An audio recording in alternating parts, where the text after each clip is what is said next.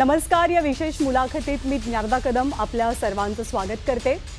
5 जुलैची तारीख महाराष्ट्राच्या राजकारणासाठी आणि ठाकरे प्रेमींसाठी ऐतिहासिक असणार आहे.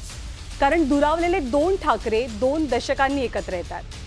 उद्धव ठाकरे आणि राज ठाकरे या दोघांना एकाच व्यासपीठावरती आणि एकाच फ्रेममध्ये पाहणं ही ठाकरे प्रेमींसाठी फक्त राजकीय घडामोड नाहीये, तर ते एक इमोशन आहे.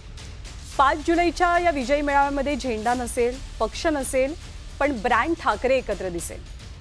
पालिकेच्या निवडणुकीच्या अगदी तोंडावर हे दोन्ही ठाकरे एकत्र येतात.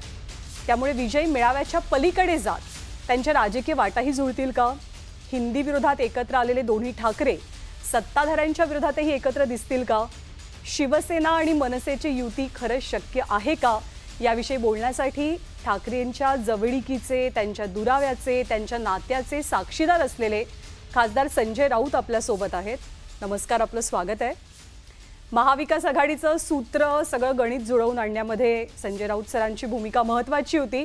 तशीच 2 ठाकरेंना राजकीयदृष्ट्या एकत्र आणण्यासुद्धा ते यशस्वी होतील का, हे आपण त्यांनाच विचारूया. 5 जुलैच्या फ्रेमची बऱ्याच जणांना उत्सुकता आहे की ती फ्रेम कशी असेल. तुम्ही किती वाट पाहताय? ना, आम्ही मनानं त्या फ्रेममध्ये शिरलेलो आहोत. 5 तारखेला उद्धव ठाकरे, राज ठाकरे हे वरळीच्या ज्या डोम सभागृहामध्ये जो विजय जल्लोष आहे त्या कार्यक्रमाला एकत्र येतीलच. आणि ते एकत्र येतील म्हणून महाराष्ट्रातली मराठी जनता एकत्र येईल. मोठ्या प्रमाणात तिथे राज्यभरातून लोक येतील. खरं म्हणजे त्या दिवशी हिंदी सक्तीविरुद्ध मोर्चा निघणार होता, पण 2 ठाकरे त्या मोर्चाला एकत्र येत आहेत या धसक्यानं तो हिंदी सक्तीचा अध्यादेश रद्द केला. त्याच्यामुळे जो एक लोकांमध्ये उत्साह होता की आता एकत्र यायचं, आपल्याला चालायचं आहे मराठीसाठी, मग त्याच्यावरती विरजण टाकण्यापेक्षा आपण त्या मोर्चाचं रूपांतर एका विजयी कार्यक्रमात करू असं उद्धव ठाकरे आणि राज ठाकरे दोघांनी ठरवलं. दोघांशीही मी चर्चा केली आणि त्यानंतर 5 तारखेचा कार्यक्रम जो ठरला आणि त्याची तयारी दोन्ही बाजूचे लोक एकत्रित करतायत.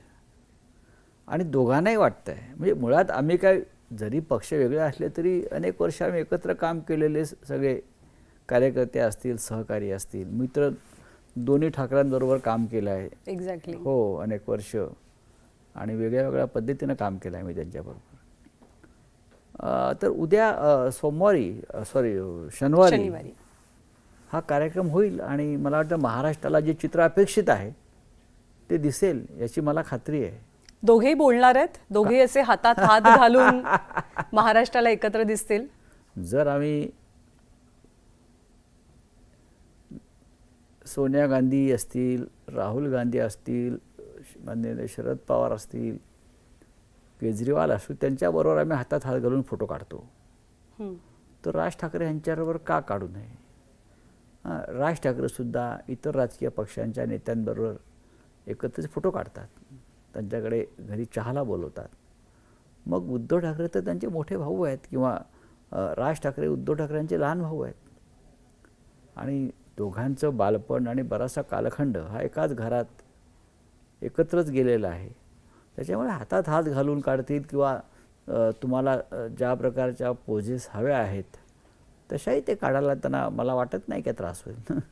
मातोश्री आणि शिवतीर्थमध्ये एक प्रकारे संवादाची भूमिका तुम्ही बजावलीत.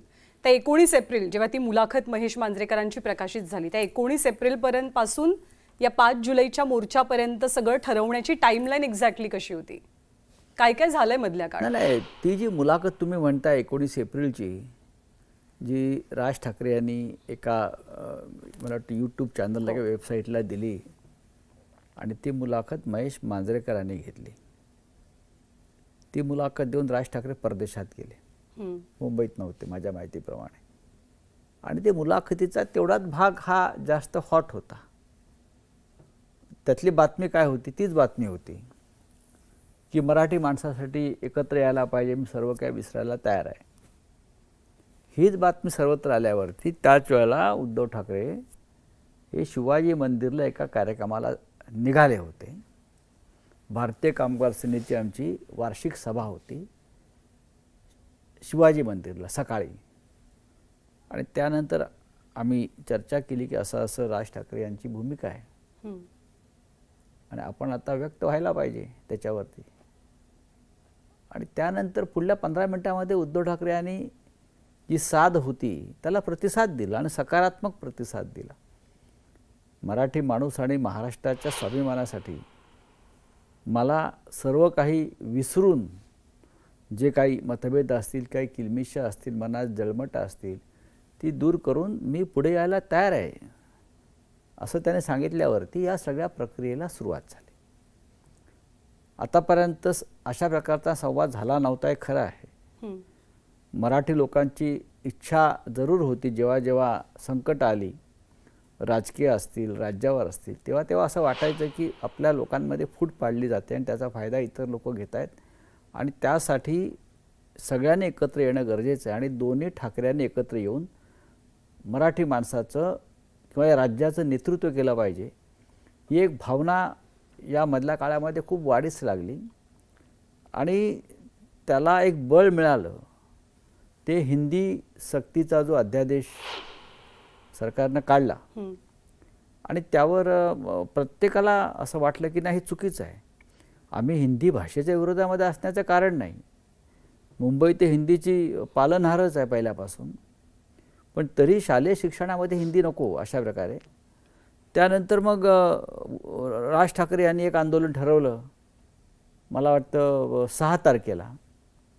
आणि त्याच वेळेला झालेल्या पत्रकार परिषदेमध्ये 7 तारखेचं आंदोलन ठरवलं उद्धव ठाकरे यांनी आमच्या पक्षातर्फे. आणि 2 आंदोलनं, 2 म्हणजे विषय एकच, मराठी माणसांचीच संघर्ष आंदोलनं त्याच्यामध्ये आहेत. तर मी जेव्हा बाहेर आलो मातोश्रीतून तेव्हा मला राज ठाकरे यांचा फोन आला. म्हटलं की आत्ताच मी तुमची प्रेस कॉन्फरन्स पाहिली आणि मीही त्याच वेळेला बोलत होतो. आम्ही आंदोलन ठरवलं 6 तारखेला आणि तुम्ही ठरवले 7 तारखेला. अशी 2 आंदोलनं मराठी माणसाची करणं एक दिवसाआड हे जरा विचित्र वाटतं आहे. तर काय करता येईल? मी म्हटलं आपल्या मनामध्ये काय आहे, एकत्र झालं तर बरं होईल. म्हटलं ठीक आहे, चांगली भावना आपली आहे. मी आमच्या पक्षप्रमुखांशी बोलून घेतो. आणि मी ताबडतोब गाडीतनं उतरलो परत, कारण मी कलानगरमध्येच अजून बाहेर पडलो नव्हतो. परत उद्धवजींना भेटलो. म्हटलं अशी आता आमचं चर्चा झाली दोघांची, तर काय करावं आपण? ते म्हटले जर त्यांची इच्छा असेल आणि हा विषय मराठीचा असेल तर त्यांचंही म्हणणं बरोबर आहे की आपण 2 मोर्चे काढण्यापेक्षा, 2 आंदोलनं करण्यापेक्षा आपण एकत्र करूया. एका झटक्यात त्यांनी सांगितलं. मी राज ठाकरेंशी परत बोललो आणि त्यानंतर आमची ही एकत्र ही आंदोलनाची प्रक्रिया सुरू झाली. ती 5 तारखेच्या विजय मेळाव्यापर्यंत येऊन ठेवली. तुम्ही तो संवादाचा धागा जोडलात, पण 2 भाऊ या काही दिवसात बोललेत एकमेकांशी? आता जर 2 भाऊ बोलले असतील ते 2 भावांना माहिती, पण मी मात्र दोघांशी बोलतो. बघा की कोणीतरी एक संवाद दूत हवा असतोच. आता राज ठाकरे असतील किंवा उद्धव ठाकरे असतील, मी यांच्याबरोबर प्रदीर्घ काळ राजकारणात नव्हतो तेव्हापासून मी त्यांच्याबरोबर आहे, त्या कुटुंबाशी जोडलो आहे. तर दोघांनाही माझ्याशी बोलणं हे अनेकदा बरं पडतं. आणि शेवटी उद्धव ठाकरे, राज ठाकरे अनेकदा गेल्या काही काळामध्ये अनेक कार्यक्रमात कौटुंबिक एकत्र आलेले आहेत ना, अनेकदा एकत्र आले आहेत. त्याच्यामुळे त्यांच्या बोलण्यामध्ये मला कोणताही अडथळा किंवा असं काही अडचण दिसत नाही. तुम्ही दोघांचं नातं दोघांनाही खूप जवळून अनुभवलेलं आहे. तुम्ही स्नेही राहिलात, ठाकरे कुटुंबाचे आहात. बर्फ वितळतोय कुठेतरी विरोधाचा, संवाद न होण्याचा. अनेकदा गैरसमजातून हा बर्फ घट्ट होतो किंवा आपल्या आसपासचे अनेक लोक असतात, त्यांचे काही स्वार्थ असतात, त्याचाही परिणाम होतो. त्यानंतर कसं असतं की उद्धव आणि राज ठाकरे हे 2 शिवसेनेची शक्तीस्थळच आहेत होती. दोघांच्या काम करण्याच्या पद्धती वेगळ्या आहेत, भूमिका वेगळ्या नव्हत्या, काम करण्याच्या पद्धती वेगळ्या आहेत. त्यातून काही गोष्टी घडल्या असतील आणि एक मान्य केलं पाहिजे की जसं आता एकनाथ शिंदे वगैरे लोकांनी जे आकांड तांडव केलं, आदळआपाट केलं, पक्ष सोडले, माझी शिवसेना वगैरे जे काही उद्योग केले आणि त्यांना जो दिल्लीचा पाठिंबा मिळाला, राज ठाकरे यांच्यामध्ये क्षमता असतानाही त्यांनी असे उद्योग केले नाहीत. ते तर ठाकरे होते की नाही माझी शिवसेना खरी, माझंच चिन्ह वगैरे. त्यांनी स्वतंत्रपणे स्वतःचा पक्ष काढला. तो गेले अनेक वर्ष त्यांनी त्यांच्या पद्धतीनं चालवला. यश आणि अपयश दोन्ही पाहिलं. त्यांना यशही मिळालं, अपयशही मिळालं आणि हे कौतुकास्पद आहे. त्यांचा पक्ष त्यांनी इतक्या वर्ष टिकवून ठेवला. अनेकांना वाटतं की 5 जुलैला जे चित्र दिसणार आहे ते तात्पुरतं नसावं, तर ते परमनंट असावं. त्या दृष्टीनं दोन्ही बाजूनी सध्या काय प्रयत्न सुरू आहेत? नाही हे आम्ही प्रयत्न करण्यापेक्षा मराठी लोकांचा रेटा एवढा जबरदस्त आहे की आता कोणालाही मागे हटता येणार नाही. प्रयत्न खूप लोक करतील, खूप लोक निराश आहेत. उद्धव ठाकरे व राज ठाकरे एकत्र येत आहेत म्हणून अनेक नेते जे आहेत हे कधी काळ आमच्याबरोबरच आमचे सहकारी म्हणून काम करत होते, ते आता दुसऱ्या पक्षात आहेत. ते निराश आहेत. त्यांना वैफल्य आलं की हे आता 2 नेते किंवा 2 भाऊ एकत्र आले तर महाराष्ट्राचं राजकारण याच्यामध्ये मोठी उलथापालथ होईल. फक्त निवडणुका नाहीत तर सामाजिक राजकीय रचनेमध्ये बदल होतील. मराठी माणसाची भक्कम एकजूट पुन्हा एकदा दिसेल आणि ही एकजूट मग आपल्यावरती जे आक्रमण होत आहे दिल्लीचं असेल किंवा अन्य प्रांताचं, त्याला त्याच्या छाताडावर बसेल आणि अनेकांचं राजकारण संपेल ही भीती अनेकांना वाटते आणि ती अस्वस्थता त्यांच्या वागण्या बोलण्यातून मला स्पष्ट दिसते. ही फक्त बाहेरच्या पक्षातली माणसं आहेत तुमच्या विरोधातली का काही अंतर्गत पण आहेत? मला वाटत ना अंतर्गत कोणी असतील. मनसेमध्ये असतील आणि शिवसेनेमध्ये आमच्या दोन्ही ठिकाणी तळागाळाचा कार्यकर्ता असेल किंवा त्यांचं नेतृत्व असेल. प्रत्येक पायरीवरती मी असं पाहतोय की प्रत्येकाला हे एकत्र येऊन काम करणं हवं आहे. कारण नाहीतर लढणं कठीण होऊन जाईल या मुंबई आणि महाराष्ट्रामध्ये. हे आता प्रत्येकाला पटलेलं आहे. याआधी सुद्धा असे अनेक काय म्हणू आपण त्याला राजकीयदृष्ट्या कठीण प्रसंग दोन्ही ठाकरेंच्या बाबतीत आले. चर्चा झाल्या की दोघांनी एकत्र यायला पाहिजे, पण दोघे काही एकत्र आले नाही. पण आता ती घटना घडते 5 तारखेला. हे मराठीबद्दलचं प्रेम आहे, हा भाजपचा विरोध आहे का ठाकरेंच्या अस्तित्वाचा म्हणजे ठाकरे ब्रँडच्या अस्तित्वाचा हा प्रश्न आहे म्हणून ही घटना घडताना महाराष्ट्र पाहतोय? एक लक्षात घ्या, ठाकरे ब्रँडच्या अस्तित्वाचा प्रश्न तर आहेच.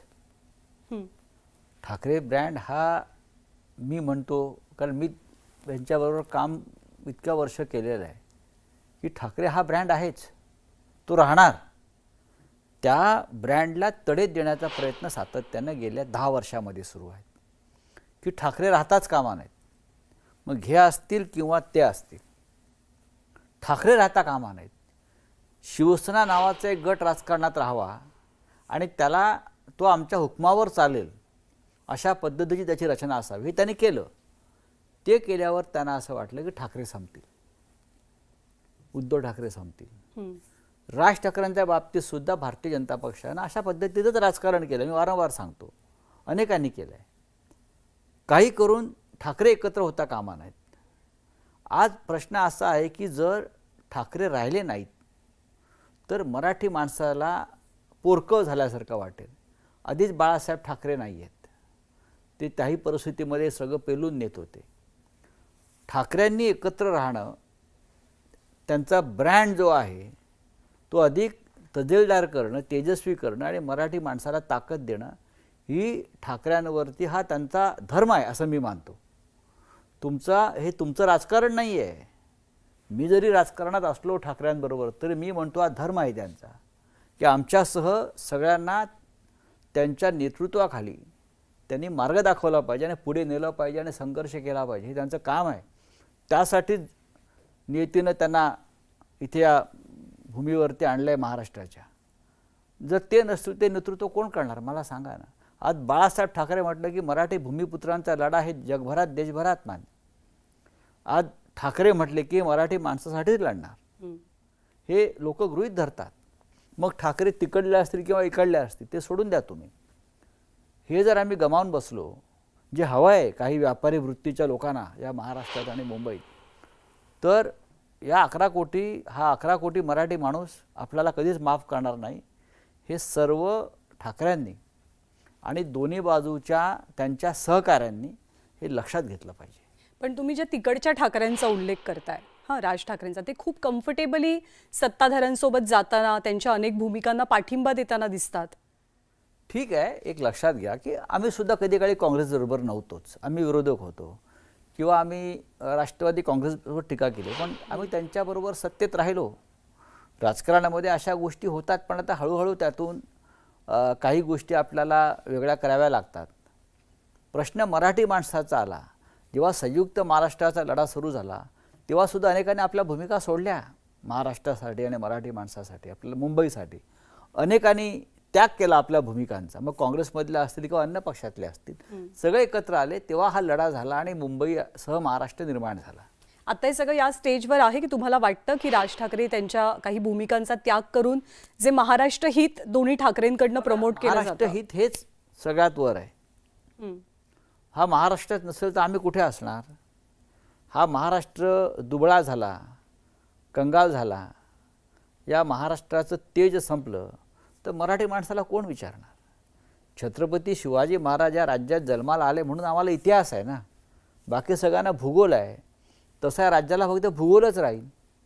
आज महाराष्ट्राचं दरार आहे की छत्रपती शिवाजींचा महाराष्ट्र आहे. आंबेडकर, शाहू, फुले ही नावं घेतो आपण, ठाकरेंची नावं घेतो, बाळासाहेबांचं नाव घेतो, शरद पवारांचं नाव घेतो आपण स्ट्रॉंग लीडर म्हणून. हे सगळं जर नष्ट झालं आणि दुबळा झाला महाराष्ट्र तर मराठी माणसाला कोण विचारणार? दिल्लीमध्ये आम्ही महाराष्ट्राचे म्हणून जेव्हा वावरतो तेव्हा आम्हाला लोक आमच्याकडे अभिमानानं पाहतात. ते महाराष्ट्र एक मजबूत आहे, मराठा राज्य म्हणून इतिहासात ज्याला आपण म्हणतो, त्याची ताकद आम्हाला प्रत्येक ठिकाणी दिसते ना. पण मुख्यमंत्री तर थेट म्हणतात की आता निवडणुका आल्यात म्हणून तुम्हाला मराठी आठवतेय, तुम्हाला मराठी माणूस आठवतोय, ठीक आहे, त्यांना तुम्हाला जसं वाटत महाराष्ट्र असेल. हित का लक्षात वाटू येत नये? आहे. का वाटू नये? निवडणुका हा एक मार्ग आहे हे सगळे प्रश्न सोडवण्याचा. लोकशाही आहे ना, लोकशाहीमध्ये निवडणुका हा एकच मार्ग असा आहे की तुमच्या भूमिका घेऊन तुम्ही लोकांसमोर जाऊ शकता. आम्ही त्या गेल्यावरती लोकांनी आम्हाला वारंवार यश दिलं आहे मराठीच्या प्रश्नावर, महाराष्ट्राच्या प्रश्नावर. त्यात देवेंद्र फडणवीस किंवा कोणत्या मुख्यमंत्र्याला पोटसूळ उठण्याचं कारण नाही ना. मराठी हा आमचा मुद्दा राहणारच आणि आहेच. तर तो सुटावा आमच्यापासून यासाठी तुमचे जे प्रयत्न सुरू आहेत ते राज ठाकरेंवरती सुद्धा ते तुमचं जादूटोणा चालणार नाही राजकीय, आणि आमच्यावर तर प्रश्नच येत नाही. पण ह्याच्या आधी सुद्धा दोनदा प्रयत्न झाले होते की मनसे आणि शिवसेनेनं एकत्र यावं. आय थिंक 2014-2017 महापालिकेची निवडणूक. तेव्हा नेमकं काय झालं असं एक लक्षात की घ्या ते प्रयत्न की यशस्वीच झाले नाहीत? त्या प्रक्रियेमध्ये मी खरोखर नव्हतो आणि असे खरोखर प्रयत्न झाले होते का याविषयी माझ्या मनात आता शंका आहेत. या वेळेला झाले ते यशस्वी झाले. मागच्या वेळेला काय झालं होतं माझ्याकडे माहिती नाही, मला त्याविषयी पूर्ण कल्पना नाही. आणि तेव्हा कोण काय चर्चा कोणाशी करत होतं याविषयी मी पूर्ण अंधारात आहे. जेव्हा तुम्ही आता महाविकास आघाडीमध्ये आहात, महाविकास आघाडीत तुमचं बरं चाललंय, म्हणजे लोकसभेला तर चांगलं यश मिळालं. विधानसभेचा विचार केला तर 3 पक्षांच्या तुलनेत सर्वाधिक आमदार हे उद्धव ठाकरेंच्या शिवसेनेचे आहेत. पण राज ठाकरेंकडे ना एकही आमदार आहे, ना त्यांच्याकडे खासदार आहेत, ना त्यांच्याकडे नगरसेवक आहेत. मग हे असे राज ठाकरे उद्धव ठाकरेंच्या शिवसेनेला काय देणार आहेत?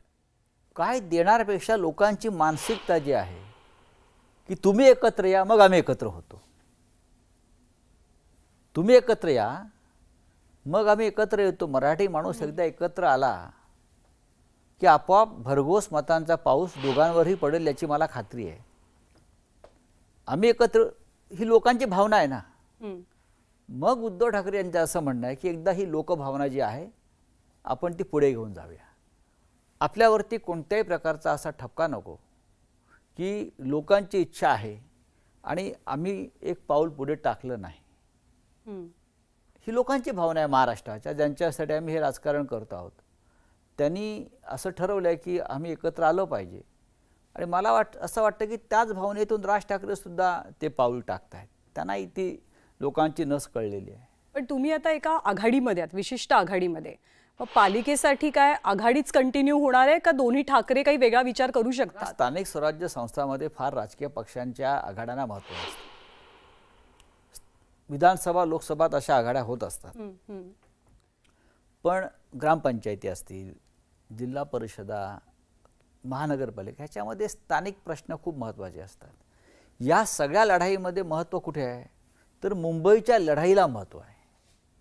मुंबई ही महाराष्ट्राची राजधानी आहे आणि मुंबईवरती हा झगडा मराठी विरुद्ध अन्य हा कायम राहिल्यामुळे मुंबई मराठी माणसाच्याच हातात राहणं यासाठी हा झगडा आहे. आणि भारतीय जनता पक्षाकडे राहणं म्हणजे मराठी माणसाकडे राहणं असं कधी होणार नाही. तो शेटजींचा पक्ष आहे किंवा इथे काँग्रेस पक्ष स्वबळावरती काहीच करू शकणार नाही किंवा राष्ट्रवादी काँग्रेस नाही. त्याच्यामुळे पुढाकार नेहमीप्रमाणे आम्हाला घ्यावा लागेल. गेले 35-40 वर्ष आम्ही इथे सत्ता आमची आहे, लोकांनी आम्हाला सत्ता दिलेली आहे. आम्ही एकाकी जरी लढलो तरीसुद्धा आम्हाला खात्री आहे आम्ही जे काम केलं आहे मुंबईसाठी आम्हाला यश मिळेल. पण राज ठाकरे बरोबर आल्यामुळे हे यश पक्का होईल. ही ऑफर आहे एक प्रकारे का हे पुढचं नियोजन आहे? मला वाटते पुढचं नियोजन आहे ना. आम्ही या विचारात आहोत की ठाकरे एकत्र असणं मुंबईच्या दृष्टीनं, ठाण्याच्या दृष्टीनं, नाशिकच्या दृष्टीनं वगैरे असे अनेक शहर आहेत जिथे त्यांचे नगरसेवक नसले तरी त्यांचा एक मतांचा विशिष्ट टक्का आहे. एकत्र आल्यामुळे तो टक्काही वाढेल, आमचाही टक्का वाढेल. म्हटलं नाही की मराठी माणूस जो मतदान करत नाही आणि गेल्या काही काळात मराठी म्हणून तो मराठी म्हणून मतदान करेल. पण अनेकांना वाटतं की ठाकरे एकत्र येण्यामध्ये खूप दबाव कारणीभूत ठरतील. दबावामुळे कदाचित दोन्ही ठाकरेंना इच्छा असूनही एकत्र यायला मिळणार नाही. तर आमच्यावरती कोणताही दबाव नाही, दोघांवरही नाही. बरोबर आहे. आणि राज ठाकरे सुद्धा अशा कोणत्या दबावाखाली येऊन निर्णय घेतील असं मला वाटत नाही या प्रश्नावर, मराठीच्या प्रश्नावर. मग आगामी पालिका निवडणुकांमध्ये ही युती ऑलमोस्ट फिक्स आहे. कारण ह्याच्यावरनं एक चर्चा नेहमी होते की पहिल्यांदा प्रस्ताव कोण नेणार. सगळे म्हणतात की अशा काही माध्यमातून चर्चा होत नाहीत, अशा काही बोलून चालून माध्यमात चर्चा करायच्या. हा एक उत्तम संवाद जो सुरू आहे तो पुढे जाईल ना. तुम्हाला 5 तारखेनंतर पुढली पावलं कळतील. प्रत्येक गोष्ट काय आम्ही सांगायलाच पाहिजे की पडद्यामागे काय चाललं आहे, आज रात्री काय घडलं, सकाळी कोण कोणाशी बोललं, हे सांगण्याची गरज नाही राजकारणामध्ये. चालू आहे असं काहीतरी, कोण कोणाशी तरी बोलतंय. 100% चालू आहे, 100%.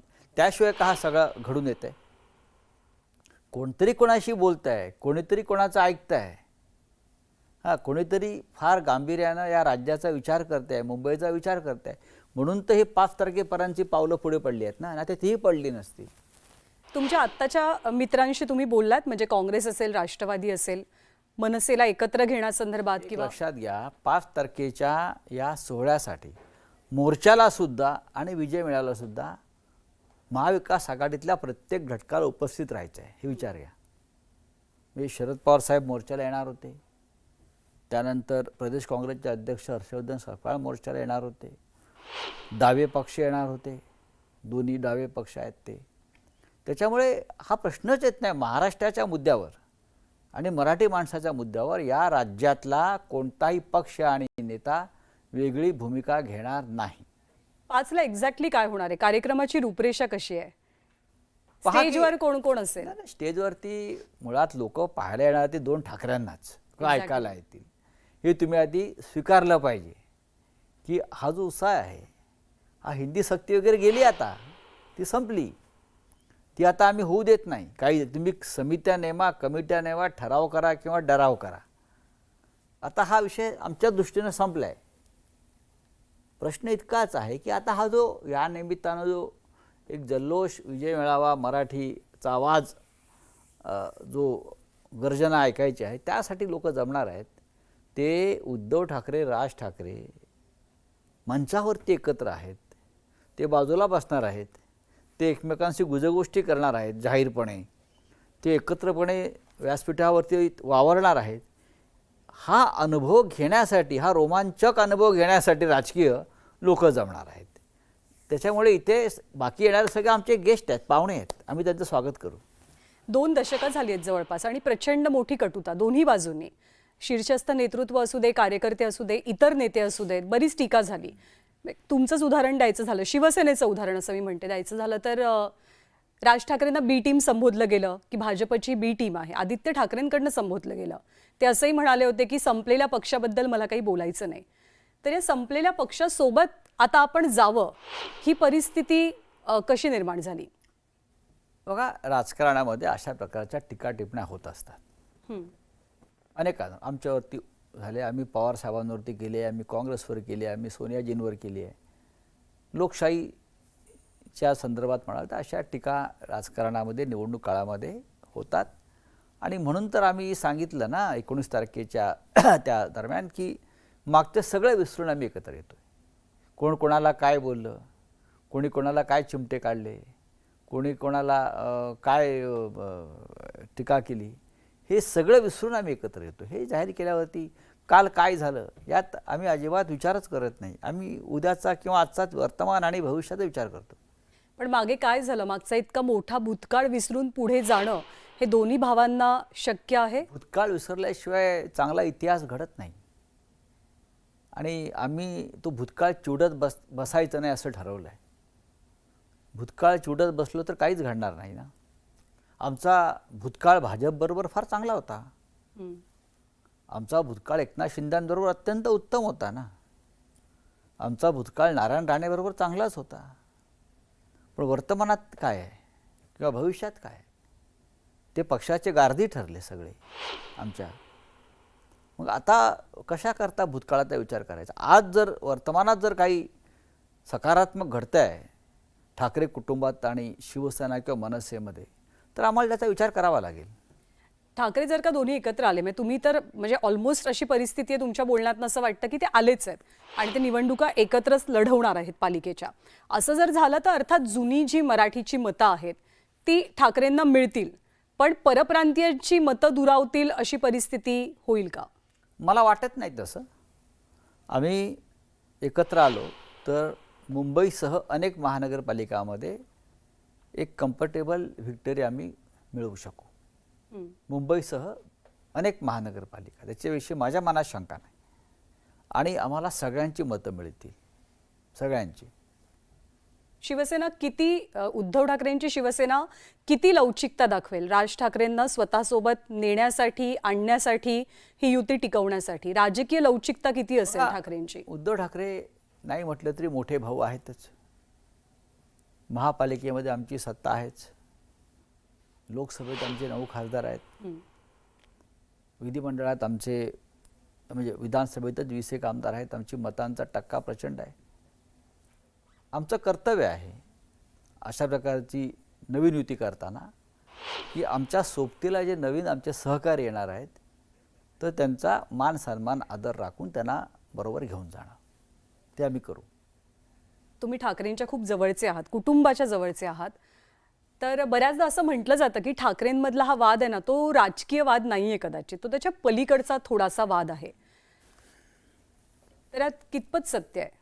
अशा दंतकथा खूप पसरतात, पण कुटुंबातला असा टोकाचा वाद कधीच ठाकरेंच्या घरात झाला नाही. मी ठाकरेंच्या घरामध्ये बघितलं आहे की बाळासाहेब ठाकरे असतील किंवा त्यांचे बंधू म्हणजे राजसाहेबांचे वडील श्रीकांत ठाकरे यांच्यातलं राम लक्ष्मणाचं नातं मी पाहिलेलं आहे. आणि एकमेकांना संघर्षाच्या काळात कसे उभे होते पाठीशी तेही पाहिलं आहे. उद्धव आणि राज ठाकरे यांच्यातलं सुद्धा मी नातं फार जवळून पाहिलेलं आहे आणि ते सुद्धा त्याच पद्धतीचं मी नातं पाहिलेला माणूस आहे. तर हे कौटुंबिक वगैरे गोष्टी आहेत, या दंतकथा आहेत, त्याच्यावरती मी विश्वास ठेवत नाही. खूपदा असं म्हटलं जातं की पंतप्रधान नरेंद्र मोदींना बाळासाहेब ठाकरेंबद्दल खूप आदर आहे, तो ओलावा आहे आणि म्हणून त्यांना एक छोटा सॉफ्ट कॉर्नर सुद्धा आहे उद्धव ठाकरेंबद्दल. असं म्हणतात, पण सॉफ्ट कॉर्नर असता तर बाळासाहेब ठाकरेंची शिवसेना निवडणूक आयोगाच्या मदतीनं त्याने अशा प्रकारे फोडली नसती आणि फोडल्यावर मूळ शिवसेना ही एका टपोरी माणसाच्या हातात चिन्हासह दिली नसती. त्याच्यामुळे ह्या लोकांचं ढोंग आहे बाळासाहेबांचं प्रेम वगैरे शक्य नाही. ते त्यांचं आहे पण इतरांचं नाही असं म्हणतात, म्हणून कदाचित हे झालं असावं. मला असं वाटत नाही. शेवटी शिवसेना हा बाळासाहेब ठाकरेंचा पक्ष आहे. उद्धव ठाकरे त्यांचे चिरंजीव आहेत. बाळासाहेबांनी त्यांच्या हयातीत हा पक्ष उद्धव ठाकरेंना सोपवला. उद्धव ठाकरेसुद्धा अनेक वर्ष भाजपबरोबर त्यांनी काम केलं आहे, बरोबर. काही मतभेद झाले असतील, याचा अर्थ असा नाही की तो मूळ पक्ष बाळासाहेब ठाकरेंचा अशा एका व्यक्तीच्या हातात द्यावा ज्याचा पक्षाच्या जन्माशी काही संबंध नाही, विचारांशी संबंध नाही. तो फक्त तुमच्याकडे गुलामी करतो, तो तुमचं ऐकतो म्हणून त्याला तो पक्ष देणं हा खूप मोठा अपराध आहे. ते शरद पवारांच्या बाबतीत. शरद पवारांनी पक्ष स्थापन केला, आज ते हयात आहेत, पक्षाचे निर्माते, स्थापना करणारे, आणि त्यांच्यासमोर त्यांचा पक्ष तुम्ही दुसऱ्या कोणाला तरी देताय, हा तुमचा पक्ष नाही, पवारांचा पक्ष नाही म्हणून. ही कोणती लोकशाही आहे देशामध्ये? त्याच्यामुळे माझा विश्वास नाही आहे लोकांवरती. 16 जुलैपासून परत आता सुनावणी आहे सुप्रीम कोर्टामध्ये. आम्ही अपेक्षा करतो की आता थोडी रचना बदललेली आहे, नवीन न्यायमूर्ती आलेले आहेत सर्वच टेबलांवरती, तर आम्ही कायदेशीर मार्गाने जी आमची लढाई आहे ती अजून ताकदीनं लढण्यासाठी आम्ही सज्ज झालेलो आहोत. राजकीय आपण बरंच बोललो, पण थोडंसं वैयक्तिक ठाकरेंबद्दल.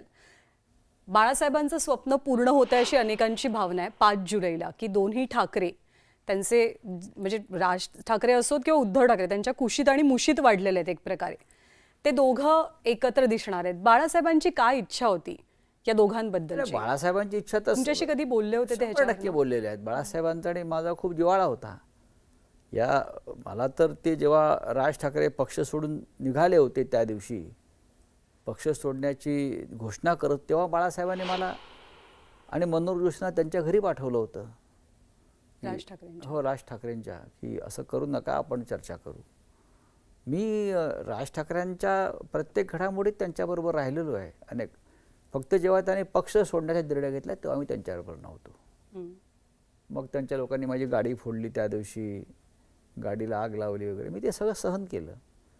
पण बाळासाहेबांची तर मनापासून इच्छा होती की हे सगळं घरात जो काय वाद आहे थोडासा वैचारिक असेल, तो कौटुंबिक म्हणत नाही मी, तो संपला पाहिजे. अर्थात बाळासाहेबांना नक्कीच आनंद झाला असेल, आणि आज जेथे कुठे बाळासाहेब आहेत ते नक्कीच 5 जुलैला या कार्यक्रमावरती फुलं उधळतील. त्यांनी कधी प्रयत्न केले होते, म्हणजे अर्थात शेवटपर्यंत कदाचित झाले असतील, आम्हाला कल्पना नाही, की प्रयत्न त्यांनी केले असतील ना. त्यांची इच्छा होती, पण ते शेवटी बाळासाहेब ठाकरे होते, फार करारी नेतृत्व होतं ते. त्यांनी त्यांचा पक्ष अनेक अशा वादळातून, संकटातून पुढे नेला, तो इथपर्यंत आला. कोणाला वाटेल की आपला एक अभेद्य पक्ष आपल्या घरातच तुटावा, असं कोणालाच वाटणार नाही.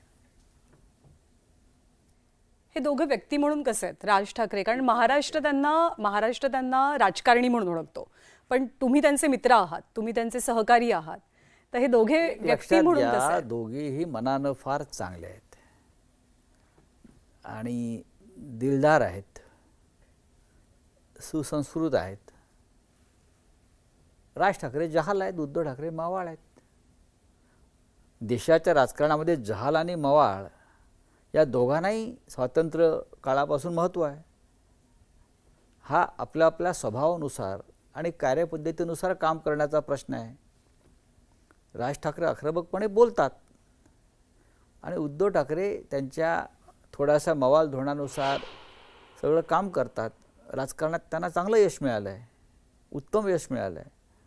त्यांनी महाराष्ट्राचे अनेकदा मुख्यमंत्री केले, केंद्रात मंत्री केले, आमदार खासदार निवडून आले. त्यांच्यावर स्वतः मुख्यमंत्रीपदाची जबाबदारी पडली तेव्हा त्यांनी ती उत्तमरित्या स्वीकारली आणि राज ठाकरेंनी त्यांचं नेतृत्व त्यांच्या पद्धतीने उभं केलं आहे. चुकीचं काय? बाळासाहेबांचा या दोघांसोबतचा बॉन्ड कसा होता? कारण दोघी वेगवेगळी व्यक्तिमत्व, बाळासाहेबांनी घडवलेली व्यक्तिमत्व. बाळासाहेबांना असं वाटायचं की राज ठाकरे यांनी व्यंगचित्रकलेमध्ये जास्त कष्ट केले पाहिजेत, कारण ते उत्तम व्यंगचित्रकार होते. बाळासाहेबांचा तो जो वारसा होता व्यंगचित्रकलेचा, तो राज ठाकरे पुढे नेतील अशी त्यांना खात्री होती. आणि खरोखर राज ठाकरे यांची जर आपण व्यंगचित्र पाहिलीत तर ती बाळासाहेब ठाकरेंची आठवण करून देणारीच त्यांचा कुंचला आणि त्यांची कल्पकता आहे. बाळासाहेब ठाकरे म्हणायचे की मी आधी व्यंगचित्रकार झालो आणि नंतर नेता झालो, आणि राज बहुतेक आधी नेता आणि मग व्यंगचित्रकार होताना दिसतो आहे. आणि उद्धव ठाकरे सुद्धा उत्तम जागतिक कीर्तीचे वाईल्ड फोटोग्राफर आहेत. त्या कॅमेऱ्यात त्यांचं मन रमतं. विविध प्रकारच्या कॅमेऱ्यांविषयी त्यांना उत्तम माहिती आहे जगभरातल्या. त्यांनासुद्धा बाहेर पुढे गेले की इतर काही गोष्टींपेक्षा आपल्या खांद्यावरती कॅमेरा अडकून फिरायला आवडतं, क्लिक करायला आवडतं. खाजगीमध्ये एक उत्तम मित्र म्हणून आम्हाला ते आवडतात. जनरेशन 1 म्हणजे उद्धव ठाकरे, राज ठाकरे तर आता एकत्र येत आहेत. त्यांच्या भूमिका बऱ्यापैकी क्लिअर आहेत. जनरेशन नेक्स्ट म्हणजे आदित्य ठाकरे आणि अमित ठाकरे दोघेही आता पॉलिटिकली ॲक्टिव्ह आहेत. त्या दोघांचा बॉन्ड कसा आहे? आतापर्यंत नसेल तर आता होईल. आता मी तर त्यांच्या तिन्ही पिढ्यांबरोबर काम करतो आहे. मला कधीच काही अडचण निर्माण झाली नाही. एकदा आमच्या सगळ्यांनी ठरवलं की आपल्याला ठाकरेंबरोबर राहायचं आहे जीवनाच्या अंतापर्यंत. त्याच्यामुळे बाळासाहेब ठाकरे झाले, उद्धव ठाकरे झाले, राज ठाकरे झाले, आदित्य ठाकरेंबरोबर मी काम करतो. मला काही अडचण नाही. आता शेवटी अमित ठाकरे आणि आदित्य ठाकरे ही पुढली पिढी आहे. जर राजकारणात काही चांगलं घडणार असेल एकत्र येऊन तर आपल्याला एकत्र काम करावंच लागेल. राज ठाकरेंनी जेव्हा शिवसेना सोडली तेव्हा त्यांचं एक वाक्य खूप गाजलं होतं की माझा वाद माझ्या विठ्ठलाशी नाही तर विठ्ठलाच्या भोवतीच्या बडव्यांसोबत आहे. आषाढीच्या पूर्वसंध्येला दोन्ही ठाकरे एकत्र येत आहेत. राज ठाकरे एक पाऊल पुढे सरकत आहेत, उद्धव ठाकरे एक पाऊल पुढे येत आहेत. आता कुठे बडवे आहेत? ज्यांना ते बडवे समजत होते बरं काय, ते बडवे नव्हते. त्यांना सुद्धा वाटत होतं की ठाकरेंनी एकत्रच यावं. आणि दोघांचा विठ्ठल हा बाळासाहेब ठाकरेच होता आणि सगळ्यांचीच पंढरी ही मातोश्रीच होती. ठीक आहे, जे चांगलं घडतं आहे ते त्याच्याकडे आपण चांगल्या दृष्टीने पाहायला पाहिजे. शेवटचा प्रश्न की जेव्हा 5 जुलैला दोघे ठाकरे एकत्र येतील, तुम्ही त्यांचा सहवास अनुभवलेला आहे, पण जेव्हा ते चित्र दिसेल ॲक्च्युअलमध्ये ते फक्त डोळ्यात साठवाल, कॅमेऱ्यात क्लिक कराल, पहिली रिॲक्शन काय असेल तुमची? नाही, माझी रिॲक्शन अशी आहे की मी या सगळ्या याच्यातून गेलेलो आहे अनेकदा ना. या महाराष्ट्रातली सामान्य जनता ते डोळ्यात साठवून ठेवेल आणि हे चित्र हलू नये, हे चित्र तुटू नये बरं का, या चित्रावरचे रंग उडू नयेत यासाठी ती प्रार्थना करेल. किंबहुना हे एकत्र यावेत, हे चित्र दिसावं म्हणून अनेकांनी नवसावस केलेले आहेत महाराष्ट्रासाठी. आमच्यासारख्याने फक्त प्रयत्न केले, काम केलं आणि त्याला यश मिळत असेल तर नक्कीच ही जी फ्रेम आहे 5 तारखेची ही ऐतिहासिक फ्रेम असेल. आपले मनापासून आभार. ठाकरे प्रेमी उत्सुक आहेत, महाराष्ट्र उत्सुक आहे की 5 तारखेची ही फ्रेम कशी असेल आणि अनेकांची इच्छा आहे ठाकरे प्रेमींची की फ्रेम अशीच अबाधित राहावी. तर पाहूया की 5 तारखेला काय होत आहे. Sir, thank you so much. आज तुम्ही वेळ दिलात आणि संवाद साधलात त्याबद्दल. या विशेष मुला